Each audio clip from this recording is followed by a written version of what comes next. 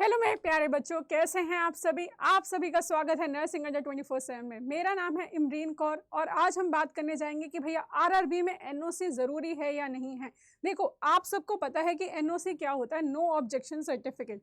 जो government servant होते हैं, जो गवर्नमेंट सर्विसेज में ऑलरेडी काम कर रहे हैं, उनको अगर कुछ कुछ बेनिफिट्स मिलते हैं भाई, जो फ़ायदे मिलते हैं, उसके साथ साथ उनको ये फ़ायदे तभी मिलेंगे अगर वो नो ऑब्जेक्शन सर्टिफिकेट बनवाएंगे। और आपको कब ये चाहिए होगा, कब चाहिए होगा भैया, आपको पहले से चाहिए या डीवी के टाइम पे चाहिए, ये कब चाहिए होगा, ये मैं आपको एडवर्टाइजमेंट के थ्रू बताऊंगी। तो चलते हैं भाई एडवर्टाइजमेंट के ऊपर। ये देखो भाई, इन्होंने बहुत क्लियरली मेंशन करा है आरआरबी की एडवर्टाइजमेंट अपनी, नो ऑब्जेक्शन सर्टिफिकेट, यानी हम एनओसी की बात कर रहे हैं। अगर आप प्रेजेंट एम्प्लॉयर हैं कहीं के भी, ठीक है, जैसे कि भैया आप अभी भी कहीं पे भी सेंट्रल में, स्टेट गवर्नमेंट में, डिपार्टमेंट में किसी भी, या फिर रेलवे में हो या किसी पब्लिक सेक्टर में हो, ठीक है, वो डायरेक्टली अप्लाई कर सकते हैं आरआरबी के लिए। बट आपको अपने एम्प्लॉयर को इन्फॉर्म करना पड़ेगा, आपको एनओसी सर्टिफिकेट लेना पड़ेगा।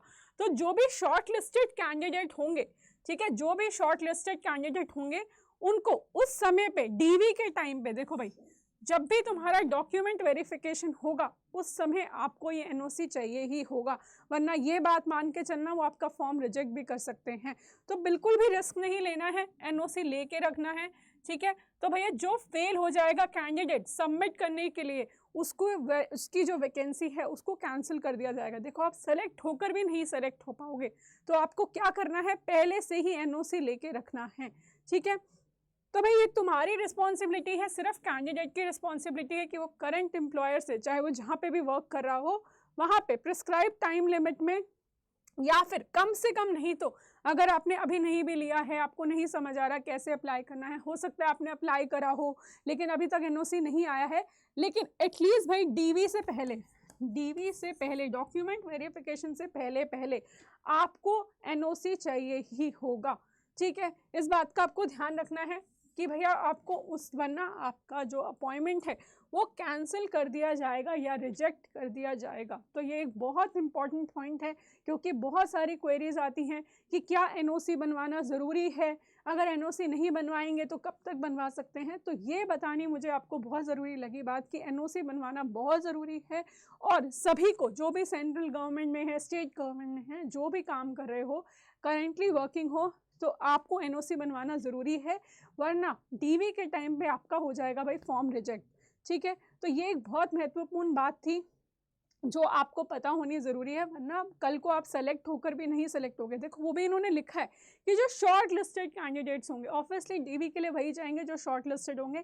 इतनी मेहनत करके आप सिलेक्शन लोगे, आरआरबी में इतना कंपटीशन है, नर्सिंग सुपरिटेंडेंट बनने की सबको ही मतलब इच्छा है, सबको ही विश है, तो आपको भी है। तो ये नहीं होना चाहिए कि इतना पास जाकर वापस आना बहुत ही दुखदायी होता है। तो भैया एनओसी का सर्टिफिकेट जल्दी से बनवा लो अपने एम्प्लॉयर से, ठीक है। अगर अभी आपने नहीं भी डाला है एप्लीकेशन में, अगर आपने नहीं भी अपलोड करा है तो कोई प्रॉब्लम नहीं है, आपका बस डीवी के टाइम पे वो एनओसी होना चाहिए। तो कैसे भी आप अपना एनओसी सर्टिफिकेट रेडी करके रखो। तो भाई ये तो हो गई एनओसी सर्टिफिकेट की बात। अब आती है पढ़ाई की बात। देखो, आपको पता है, आप देखो, आप अगर आप जॉब कर रहे हो तो ऑलरेडी आपके लिए बहुत हेक्टिक होता है, बहुत मुश्किल होता है दोनों चीज़ों को मैनेज करना, पढ़ाई को भी, जॉब को भी। तो आपको नहीं समझ आता है कि कैसे मैनेज करें, थ्योरी कैसे करें, एमसीक्यू प्रैक्टिस कैसे करें। तो देखो, अगर आपको एक प्रॉपर गाइडेंस चाहिए, प्रॉपर मेंटोरशिप चाहिए, तो अड्डा 24/7 आपके लिए लेकर आया है आरआरबी का वंदे भारत बैच, ठीक है। वंदे भारत बैच आ चुका है 1.0। अब आप इसमें एनरोल कैसे करेंगे, देखिए, आप अड्डा 24/7 की साइट पे जाएंगे, ऑल कोर्सेज में जाएंगे भैया, नर्सिंग सेक्शन में, नर्सिंग सेक्शन में देखिए भाई, आरआरबी नर्सिंग सुपरिटेंडेंट, देखो वंदे भारत का 1.0 आ चुका है, 2069 का आपका ये बैच है, ठीक है।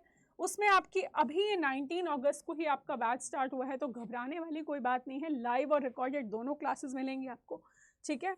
बिल्कुल भी घबराने वाली कोई बात नहीं है, बिल्कुल एक्सपर्ट फैकल्टीज मिलेंगी, सब सेलेक्टेड कैंडिडेट्स हैं, सब सेलेक्टेड फैकल्टीज हैं यहाँ पे। इंटरेक्टिव क्लासेस रहने वाली, लिमिटेड बैच साइज रहने वाला है, ताकि बहुत हौच पौच ना हो। और एक चीज़ मैं क्लियर कर देती हूँ भाई, इसमें आपको नर्सिंग प्लस नॉन नर्सिंग दोनों कवर कराई जाएगी, दोनों की दोनों कवर कराई जाएगी। तो कोई भी परेशान होने की ज़रूरत नहीं है कि भाई हम नर्सिंग तो कर लेंगे यहाँ से लेकिन नॉन नर्सिंग कहाँ करें, दोनों ही आपको इसी बैच में कवर करा दिया जाएगा। तो घबराने वाली कोई भी बात नहीं है। तो भैया इसको थोड़ा सा और कम कर देते हैं कूपन कोड लगा के। तो अब हम कूपन कोड लगाएंगे Y10।